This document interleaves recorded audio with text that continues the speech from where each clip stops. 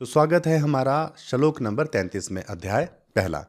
तो हमने पिछले श्लोक में देखा था कि अर्जुन भगवान श्री कृष्ण को कहते हैं कि मुझे राज्य, सुख और भोग की आवश्यकता नहीं है। ठीक है, मैं अपने संबंधियों को नहीं मारना चाहता। लेकिन ऐसा अर्जुन ने क्यों कहा? उन्होंने क्या कारण बताया कि किस वजह से मुझे राज्य नहीं चाहिए, क्यों नहीं चाहिए, क्यों भोग नहीं चाहिए। ठीक है, तो वो कारण अर्जुन इस श्लोक में स्पष्ट कर रहे हैं। बड़ा ही छोटा सा श्लोक है, जल्दी से हम इसको समझेंगे। तो सबसे पहले हम इसके पदों के अर्थ को समझ लेते हैं। तो चलिए पढ़ते हैं श्लोक और समझते हैं इसके अर्थ को।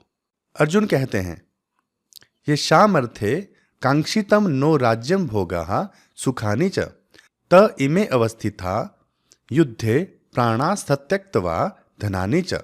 ये शामर्थे मतलब जिनके लिए, कांक्षितम मतलब इच्छा है, नो राज्यम भोगा, नो मतलब हो गया हमारी, राज्य मतलब राज्य, भोगा मतलब भोग, सुखानी मतलब सुख, च मतलब भी। उसके बाद है अगली लाइन, त इमे अवस्थिता। तो इसका मतलब हो गया वे इमे अवस्थिता, जो युद्ध में खड़े हैं उनकी बात हो रही है। युद्ध मतलब युद्ध, और यहां पर प्राणान त्यक्त्वा, तो इसका मतलब हुआ प्राणों को त्यागने की इच्छा रखना, प्राणान त्यक्त्वा, प्राण त्यागने के लिए।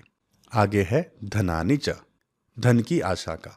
तो इसका जो पूरा अर्थ हुआ वो ये है कि जिनके लिए हम राज्य और भोग की इच्छा सोच रहे हैं, ठीक है, उन लोगों को ही ऐसी कोई इच्छा नहीं है, उनको ही धन संपत्ति की कोई इच्छा नहीं है, और सब लोग अपने प्राणों को त्यागने के लिए इस युद्ध में खड़े हैं। तो अब हम इसका थोड़ा सा डिटेल समझ लेते हैं। बड़ा ही छोटा सा श्लोक है लेकिन बड़ा ही महत्वपूर्ण है, क्योंकि अर्जुन के जो भाव हैं यहाँ पर जो प्रकट कर रहे हैं उनको समझना बेहद जरूरी है।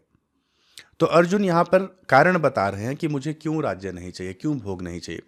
अर्जुन का यहाँ पर कहना है कि धन संपत्ति किसके लिए बनाई जाती है? अपने परिवार के लिए बनाई जाती है।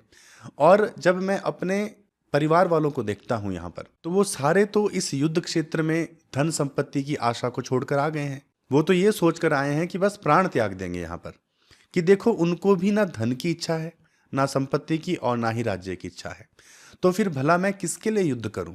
उन लोगों के लिए संपत्ति बनाओ जो इस इच्छा को पहले ही त्याग चुके हैं और युद्ध करने के लिए आ गए हैं। और ये जितने भी यहाँ योद्धा आए हैं, ना इनको प्राणों का मोह है, ना ही कोई चिंता। ये तो यहाँ पर ऐसे खड़े हैं कि भले ही मर जाएं पर युद्ध से नहीं हटेंगे, डट कर युद्ध करेंगे। तो सवाल ये है कि जब ये सब के सब मर जाएंगे तो मैं धन किसके लिए कमाऊं, मैं युद्ध किसके लिए करूं, किसके लिए संपत्ति बनाऊं और किसके लिए राज्य बनाऊं? तो ये शंका यहाँ पर अर्जुन के मन में हो रही है। अगला पद है प्राणा सत्यक्त्वा धनानि च।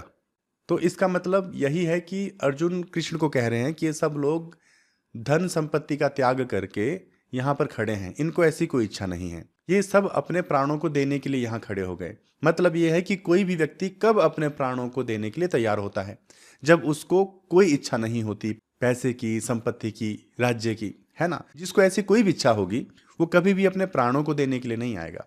तो यही अर्जुन सोच रहे हैं कि ये सारे तो मरने के लिए खड़े हैं, तो फिर किसके लिए ये सब करना है, किसके लिए युद्ध करना है, लड़ना क्यों है? तो मतलब अर्जुन कह रहे हैं कि धन संपत्ति की आशा करना यहां पर पूरी तरह से व्यर्थ है, और उस चीज के लिए युद्ध करना तो बिल्कुल ही व्यर्थ है।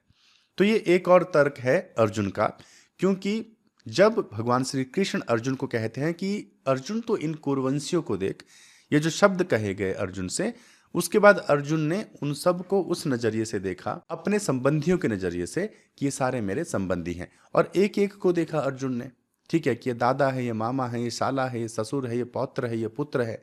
ठीक है, इस तरह से जब देखा तो उसके मन में फिर मोह पैदा हो गया। अब जब मोह पैदा हो गया तो अब अर्जुन इस तरह के विचार ले रहा है।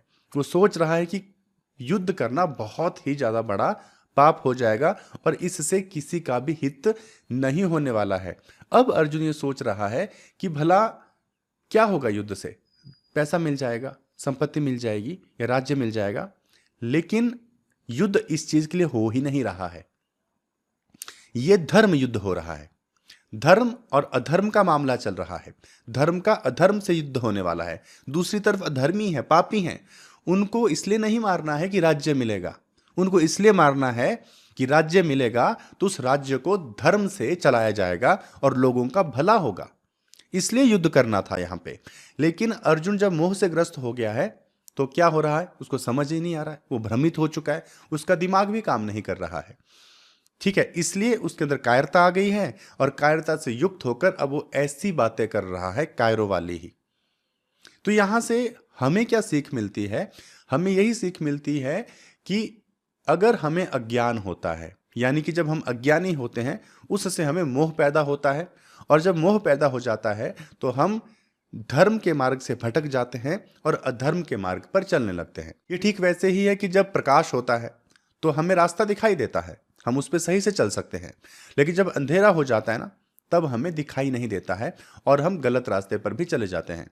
लेकिन सीख ये कहती है कि भले ही कितना भी अंधेरा हो, अगर आप भगवान की शरण में होते हैं तो भगवान उंगली पकड़कर भी आपको सही रास्ते पर लेकर जाते हैं और आपको ज्ञान रूपी प्रकाश से धर्म के मार्ग की ओर चलने के लिए प्रेरित करते हैं।